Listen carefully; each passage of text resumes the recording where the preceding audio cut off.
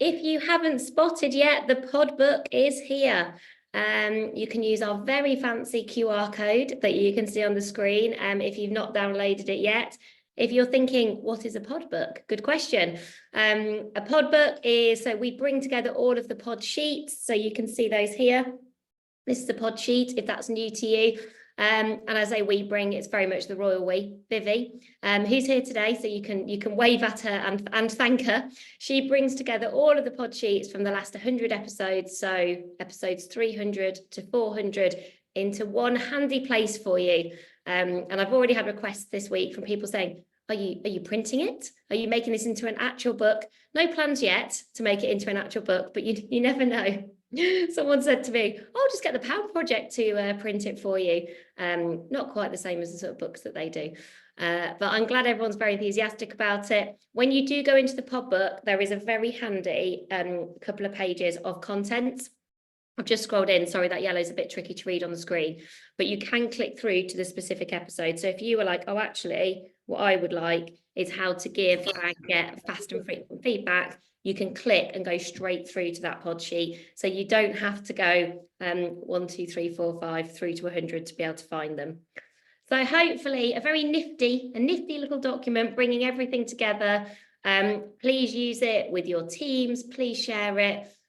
We hope it's one of the ways that we can be useful. We know we create a lot, and I hope that it just helps to bring everything together for people. Very snazzy, yeah. Tracy, I feel like that's a word I would say as well. Maybe that's from growing up in the 80s and 90s, like snazzy. It's very snazzy.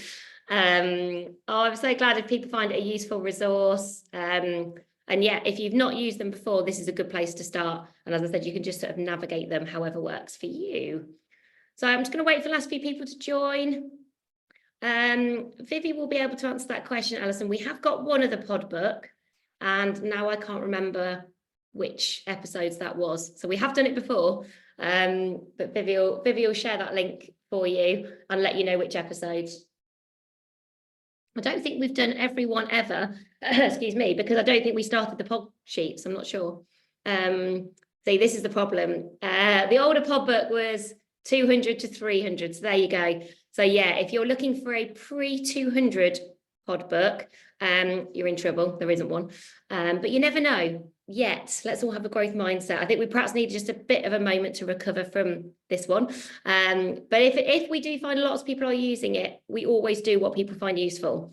So that's how we make our decisions about where we do those things that you can share and that you can use. Yeah, web links coming. I'm sure one of our team will pop those in the chat for you. Don't worry if you've not got your phone.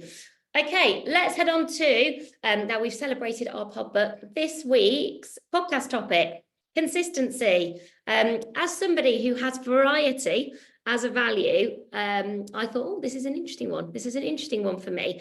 And so let's just start by painting a bit of a picture of where we might want to be consistent. And I'm going to start a bit more zoomed in. So in your job, let me know in chat, where is it useful for you to be consistent in your job? There's no right answers. I just want us to sort of have some ideas for what's coming next. Because we're going to do something this morning that is not in the pod sheet, and it's not in the podcast either. Gliz, how you deal with other people. Yeah, the service for clients, great one. Your weekly notes, if only my weekly notes were consistent, how good life would be. Being organised for meetings, processes. I will write some of these down for inspiration, all the things where I could be consistent and I'm not.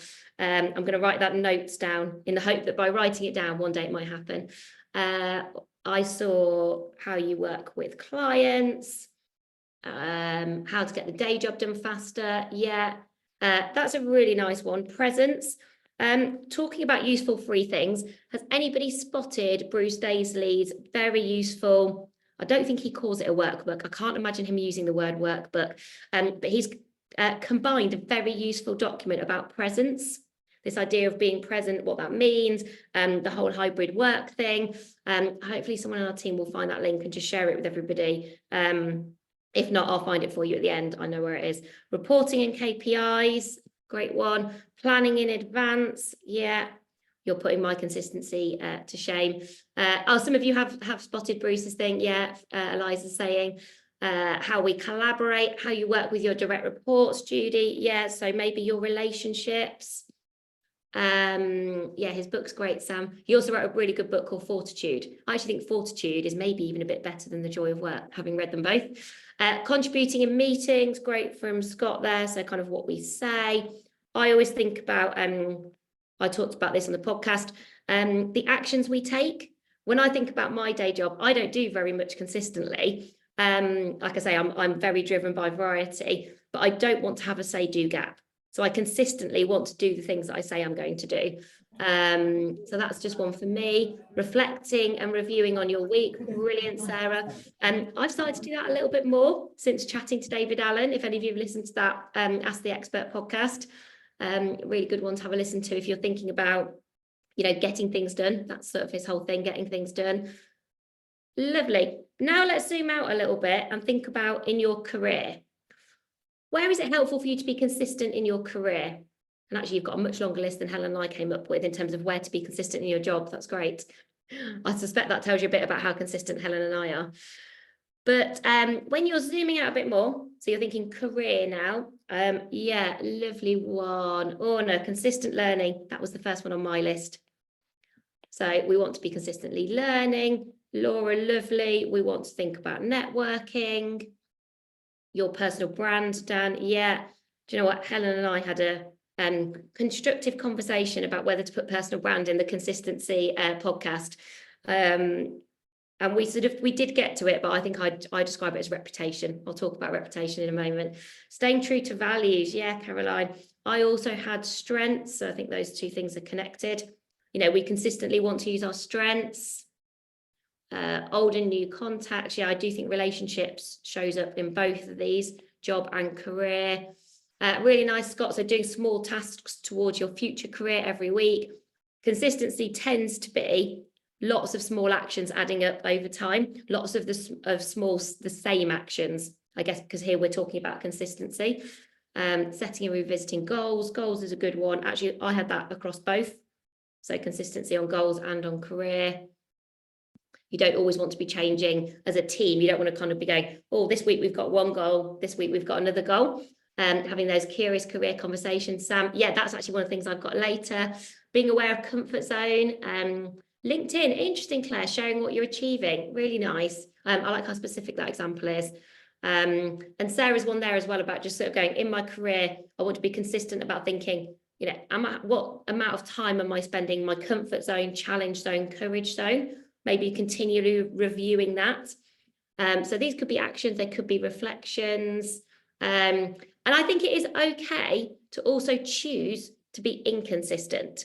So I think this is about choice, and this may be me justifying my own behaviours, but I don't think we can be equally consistent across everything. And also, I'm not sure that's the right thing to do either. So one of the things that we did talk about in this week's podcast is just balancing consistency and agility. I guess if we are too rigid, if we think we have to do the same things in the same way, and that sort of shows up every week, and we get overly committed to those routines or to kind of how things get done, we might just lose a bit of openness and a bit of agility. Particularly, I think if you are attracted to consistency. So that's not a problem for me because I'm much more on the agile end of the spectrum than I am the consistent end of the spectrum. But then I was reflecting on my partner. So my partner's an accountant, and he's always worked in jobs where you do a lot of the same thing. You do a lot of the same monthly reporting, you produce a lot of the same things. And I see that for him, the agility is much harder because he's all about being more efficient. Or the more consistent we can be, the more efficient we can be. So also just worth knowing and recognizing for you, are you sort of trying to focus your consistency? Are you trying to make some choices about your consistency? And are you trying to sort of increase that consistency? Or is it more about being selective? Like, where do I want to be most consistent? So let me know the why. Before we're going to create your consistency commitment together this morning, but let's discuss the why behind the work. Why should we bother being consistent? Why should we care? I came up with 3 reasons. I'm sure there are more, given how many things you've said we need to be consistent at. But what's the why for you? Why do you think it's worth us being consistent? Because if we're going to take some action here, if we're going to spend some time reflecting on this, Sam, yeah, reputation. That's the first one I had actually when I was thinking about this. So trust and reputation. So I was thinking kind of my own reputation, my reputational kind of ripple effect, but also trust from other people. So I did put those ones together. To be known for things, yeah, brilliant, Claire, that's the reputation. Progression, reaching a goal, Caroline, yeah, I had that second. So I was thinking, you sort of got to do lots of consistent stuff, often get to that big goal. And also I was thinking, often when we do lots of consistent small actions, that's where the whole ends up being bigger than the sum of the parts. You know, sort of in the moment, if you just said sort of recording a weekly podcast, that might feel like quite a small thing every week. But then actually, if you do it every week, suddenly you've got 20 episodes, you've got 100 episodes, you've got 400 episodes. Who knew? The most consistent thing I've ever done by some margin. Shows you're putting your energy into achieving the goal. So there's definitely something here about progress and goals. This is probably how we get to big goals, often consistently creating these habits. Yeah, Lauren, we're going to talk about habits and routines. I also thought, and I don't know if this feels useful for any of you, in the context of lots of change, lots of uncertainty, plus lots of things that we can't control, maybe one of the things that we can control is something that we do consistently. So I was thinking about in the context of Helen and I and what we do and, you know, creating a company and all the things that we've done over the last, I don't know, more than 4 years. So I think the podcast started in 2017. If I think 2017 to now, so much stuff has changed. We're always trying new things out. But one of the things that we just continually committed to and that we had pretty high levels of control over was, well, we could record a podcast. And then we probably got to, let's try and record a really useful podcast. And you know, we can show up and we can do that week in, week out. Yeah, it is. I was doing something different yesterday and I had to look to see when the podcast started and it was 2017. Do you know what else happened in 2017? I had a baby and I honestly think I was like, no, I need to escape this baby. I had a very difficult baby who cried a lot. So if I really think about why did the podcast start? Oh, Tom, you need to have Max for a bit. I've just got to go and record a podcast. So me and Helen like on the phone for about an hour and a half and me thinking, I really don't want to go back to that screaming baby. So, you know, two worlds collided in an interesting way in 2017. Helen also had a baby that year. So that'll tell you all sorts about what was happening that year. And so maybe in that context, though, you know, we always know we talk a lot about the agility that, you know, we talk about learning agility, that need to be open, to embrace change. But I also do think it is useful to have some anchors to keep coming back to. So maybe that it helps us a bit with that, I think, those kind of small things that we can feel confident about and in control of. We all kind of like that. So I thought together this morning, we would all create our own consistency commitment so that you go away from PodPlus today thinking about a bit further forward than perhaps where you were in terms of thinking about your consistency. So I'm going to give you 3 minutes to do a mind map. If you've got a pen and paper, I would really encourage you to write stuff down. If you're out walking, traveling, it's fine. Make notes in your phone, kind of keep it in your head. So 4 questions to ask yourself during these 3 minutes. Firstly, where is being consistent important to me? So where is being consistent important to me? I will put these in chat as well. So this is kind of the where. I hope by doing that first exercise on job and career, you got lots of inspiration for the where. I got a lot of inspiration. I was like, oh yeah, maybe there, maybe there. So you might want to look back over those. You might already know the answer to that. Then I would really like you to zoom in and try in your mind map to define what does being consistent look like? What does it look like to you? So try and really kind of dive into that the detail. So I could just go recording a weekly podcast, or I could say recording a weekly podcast that is as useful as possible. That's a bit better. I've got at least time, and I've got a kind of well, what am I trying to achieve with it in that? Or I might say recording a weekly useful podcast where we also create extra resources to help that learning go further. That's something different again. Am I committing to being consistent on that second bit or not? So really kind of challenge yourself to get as specific and as granular as possible here. What does consistent look like? Then a how. How will I know if I've been successful? So how will I know if I've been successful? What does success look like? And then what is most likely to stop me? That's a little stop sign there. What is most likely to stop me, to get in my way? So during the 3 minutes, just jot down anything. If you've not done a mind map before, mind maps always look, let me just create one for you for a sec. Everyone can do these sort of in their own way, but typically I would just have something in the middle that says consistency, and then I would just be jotting down any thoughts in response to those questions that come to mind. You're not trying to create your commitment just yet. You're just trying to jot down what springs to mind, what's in your mind at the moment, and then we'll sort of distill it down into what would a consistency commitment sound like? How would you write it? How would you say it? How would you share it? So that bit's coming next. So I'm just going to give you 3 minutes where, and I'll be here the whole time, but I'm just going to be quiet just to give you a bit of time to think. And then we'll talk about how do we increase the chances of this consistency commitment happening. So 3 minutes, off we go. Let's see where we get to. 3 minutes for some people, you would just be getting started. 3 minutes for other people, you will have finished about 2 minutes ago. So everybody has quite a different experience of a 3 minute mind map, I always find in workshops. If you feel able to, or you just want to have a go at it, I'd love you to just share in chat my commitment. So just start it with, so my consistency commitment is ... So I wrote one down. My commitment consistency, my commitment, yeah, my consistency commitment, other way around. My consistency commitment is to build relationships that will build our business. That's what I got to. So to build relationships that will build our business.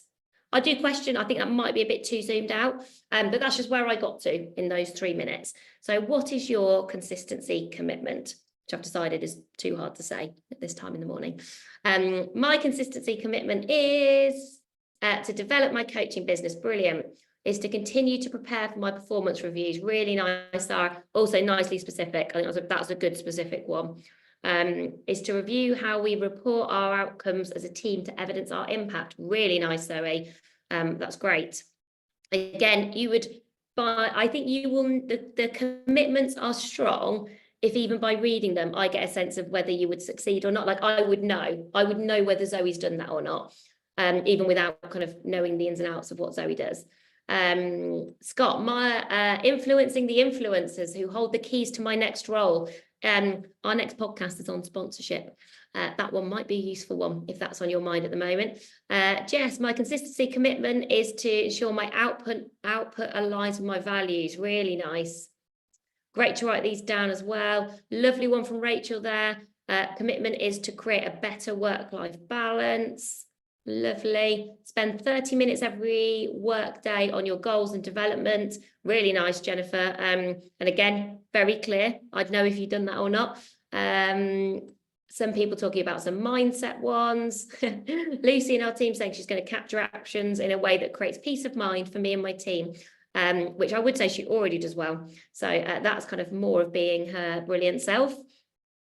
Keep documenting and updating processes on things you find difficult, capture learning. Really lovely one. Okay, let's move to, we're going to skip a bit and move to here. What is most likely to get in the way of your consistency commitment? What's going to stop you from doing this?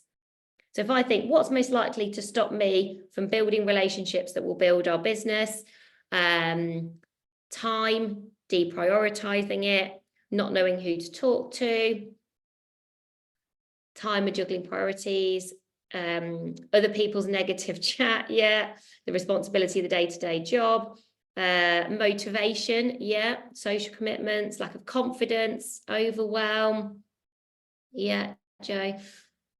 This is also why I think the word choice probably is more important than actually we talked about on the podcast. I do think you've got to choose here, and not try to be equally consistent across everything, because I think if you do that, you are probably placing yourself on an unrealistic pedestal. If I was like, oh yes, I need to be consistent about goals and my notes and my relation, and you're like, wow, that could very quickly become something that you don't move forward on. And because look at all of these barriers. Valuing it, knowing it's important, want to avoid it. Even by writing down the commitment, you will be further forward than you were before, because you've sort of articulated it. You've sort of got it out of your head and into some words. Even if those words don't feel quite right, or like me, you're thinking, probably would want to be a bit more specific than I am at the moment. So let's now talk about, what do we think would help to overcome these barriers? So if you're thinking, right, I've got my consistency commitment, I know what's most likely to get in my way, so I've done the obstacles, and I kind of get that. What could we do? What would help us to overcome these obstacles? What are the actions that we could take that make that consistency commitment more likely to become a reality? Sam, yeah, reminding yourself why you made the commitment in the first place. So why is this important to me? Yeah, it's a good one to challenge yourself on as well. Are you saying it because you think you should, or actually is there something really motivating in it for you? If you really want to make it motivating, can you connect it to one of your values? So I was just thinking about mine, of building relationships to build our business. One of my values is learning. That's probably what I value most from those relationships, is the learning. And so it's, yes, I do want to build our business, but if I was thinking personally what I'm motivated by, it's what I can learn from those people. So that might just be a kind of useful connect the dots thing. Lovely, Sarah. That was one of my actions. So Sarah's great minds think alike.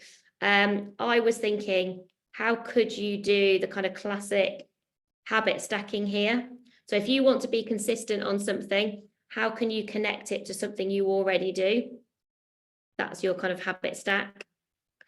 So if I was like, oh, I just need to build some more relationships, like I've got to, that feels like an add on. I've got to find more time. I've got to do something differently. Way easier, we always know, to add in rather than add on.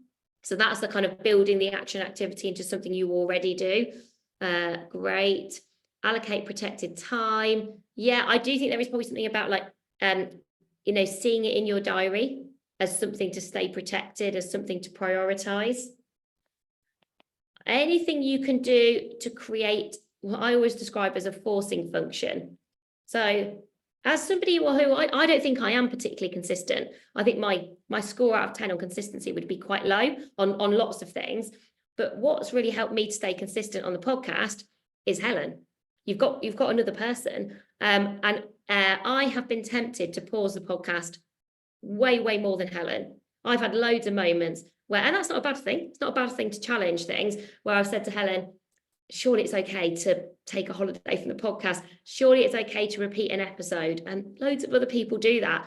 And she'll be like, no, this is our one thing. This is our one thing we should be consistent on, until the day where we decide not to be. So I think having Helen is a forcing function, having somebody else. So can you share this commitment with someone else? Because often our consistent things are interconnected, quite rare that we do them only by ourselves. Or if you are doing it by yourself, is there someone else who would like to be committed in that same thing? So if you're like, oh, I want to do a weekly review, say thank you to Helen next time she's here. If you want to do a weekly review, if you want to get, consistently make sure you prioritize at the start of a week, is there someone else in your team who would like to do the same? So if you're Lucy in our team and she's going, I want to write amazing notes, well, who else in our team might also want to do that? And together, could they sort of encourage each other to be like, yeah, great, and more amazing notes, and someone else sort of doing the same thing? So anything that you can find that's a forcing function. And then the last thing, and this is probably the bit that I am best at, this is probably the thing that keeps me consistent, is if you drill down to the individual actions or activities, often it doesn't feel that motivating. If I think, oh, okay, I've got to come up with another podcast idea, I've got to do some research, I've got to find the time to do that podcast, it can end up feeling more sort of like an obligation than something you're motivated by. However, if you do some horizon scanning and you think, well, if I stay consistent doing this thing, what's going to be true? And I always think it's really good to put a time frame on that. So, okay, if I stay consistent recording a podcast every week, what would be true by the end of this year? Oh, we'd have, I can't work that out in weeks, we'd have 400 and something podcasts. We would have supported ... amount of people with their squiggly careers. So if I often connect to a future state. So if you're like me and you don't find consistency necessarily comes naturally, maybe what you might be more motivated by is not only your values, but also what is this all going to add up to? When you bring it all together, I guess this is the whole being the sum of the parts. What's the outcome? What's the outcome you're hoping to realize? What's the goal that you're hoping to reach? And so I would always connect my consistency commitment with the outcome. So if I create a useful weekly podcast, then, and earlier on, we would have probably said, then maybe we could help 100,000 people with their squiggly careers. Then maybe we're giving everybody a really useful free resource. And one of the things that we always want to do is have some things that are free. So maybe just sort of also kind of look to the future, which often helps us with the present too.